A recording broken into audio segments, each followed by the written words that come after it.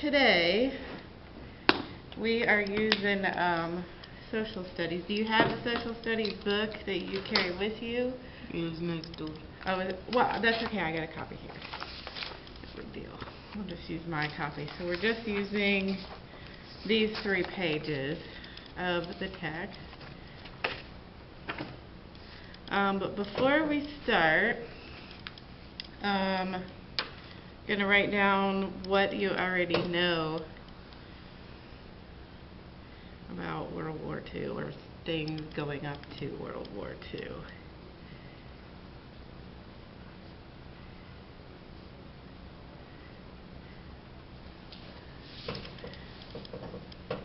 What did it, the Pearl Harbor? What? The Pearl Harbor. Okay. In Japan. Pearl Harbor in Japan.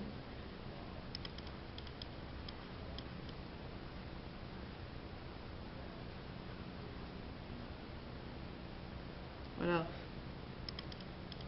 And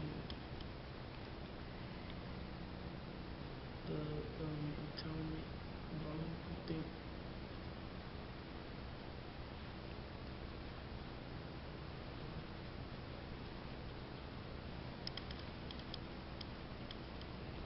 Anything else? Can you tell me more about Pearl Harbor and the atomic bomb? Japan attacked Pearl Harbor, and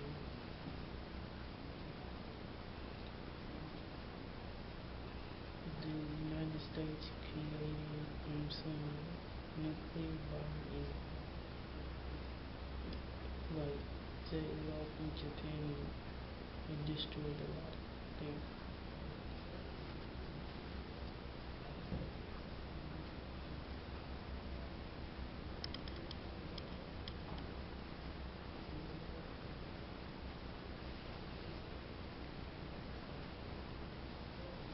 Is that all? Mm-hmm. Okay. Alright. So this is what we're reading today. And then when we get done reading this, I have a video on the computer that we'll watch. And then I'm going to have you write something related to this. And then if we have time after that, I have a couple other things, maybe vocabulary and things with words.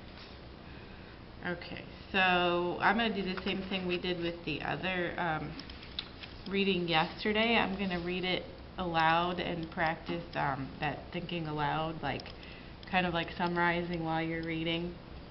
So I'll just do this first section here, and then I'm going to have you practice with the next section. So, let's see, the title says America Moves Toward War.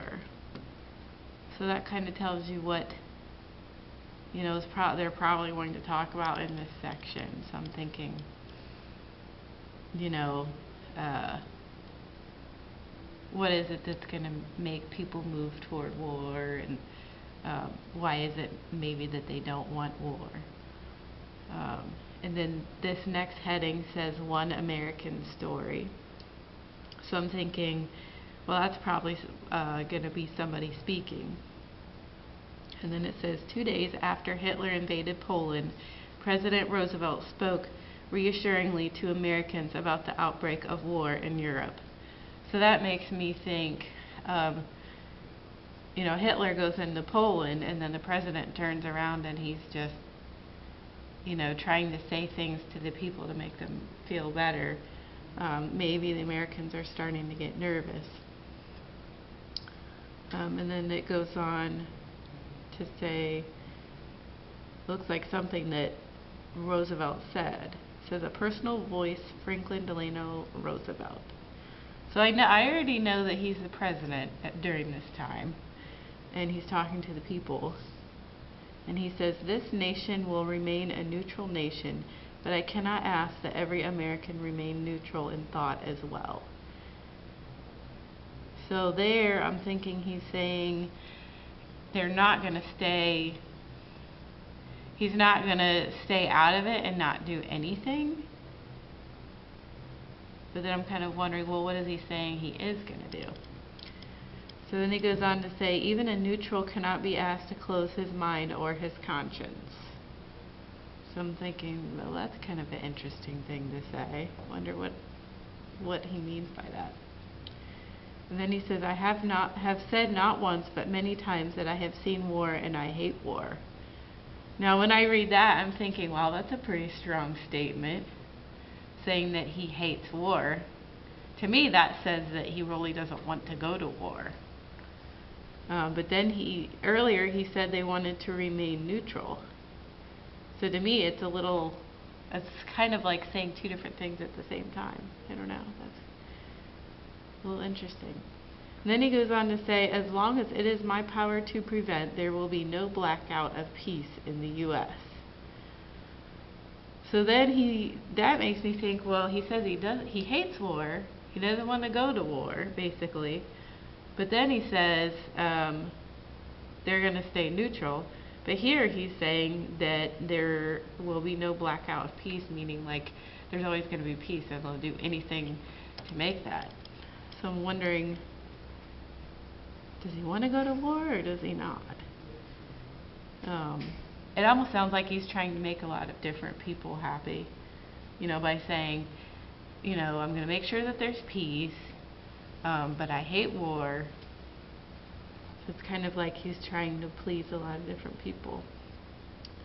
And then it goes on to say, although Roosevelt knew that Americans were still deeply committed to staying out of war, he also believed that there could be no peace in a world controlled by dictators. So what that's saying is that,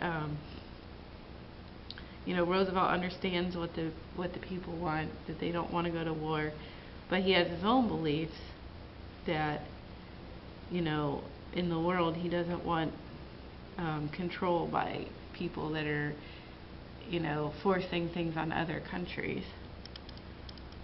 So basically that he wants to support the American people, but at the same time he has his own ideas. So to summarize this whole section, I would say that it's about President Roosevelt talking about how he still doesn't want to go to war, but at the same time he wants to protect peace, basically. And he doesn't believe that wrong things should be going on in other countries. To summarize that whole section. Okay, so I want you to read just this part right here, and then tell me, in your own words, like a summary of what it says.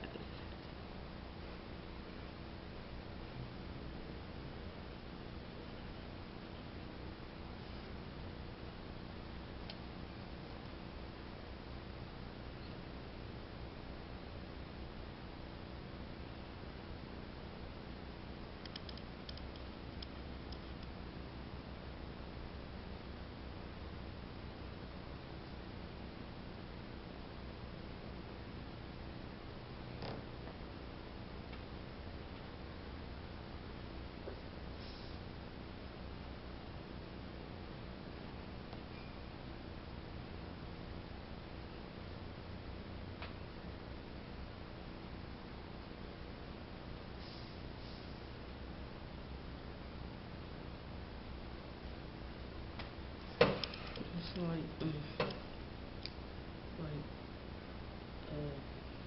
about Roosevelt who began to fear, he began the struggle that he feared for the Americans. Germany sank a lot of Polish ships.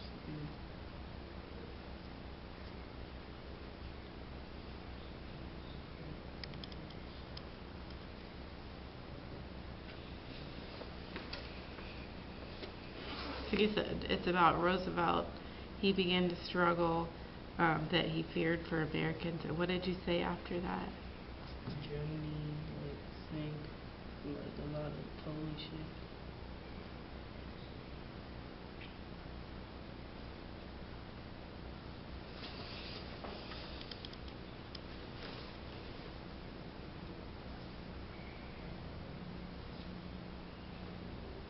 Okay, so let's think about that for a minute. The fact that Germany sank a lot of Polish ships. What do you think that means? Like, what more could we say about that? They are at war. Mm-hmm.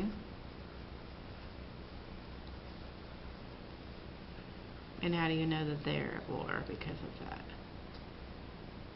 Because they wouldn't tank it for no reason.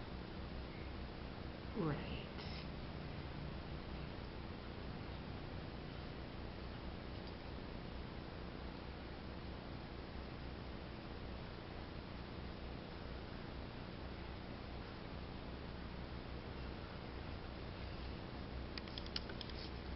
Okay. So go ahead and read the next section here.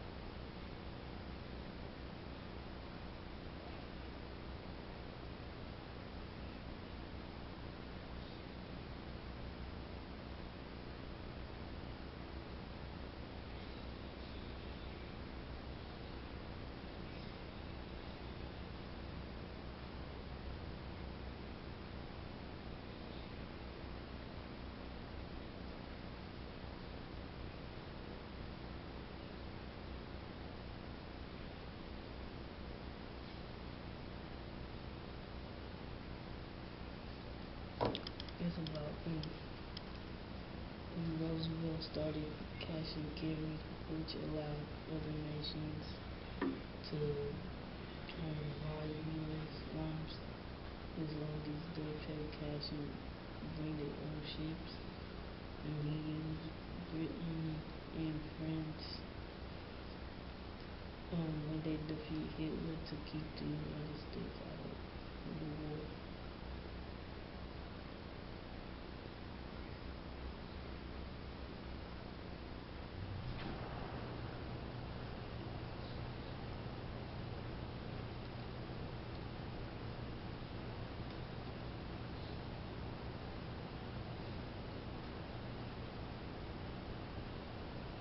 So how was that keeping the U.S. out of the war? Because Britain, France,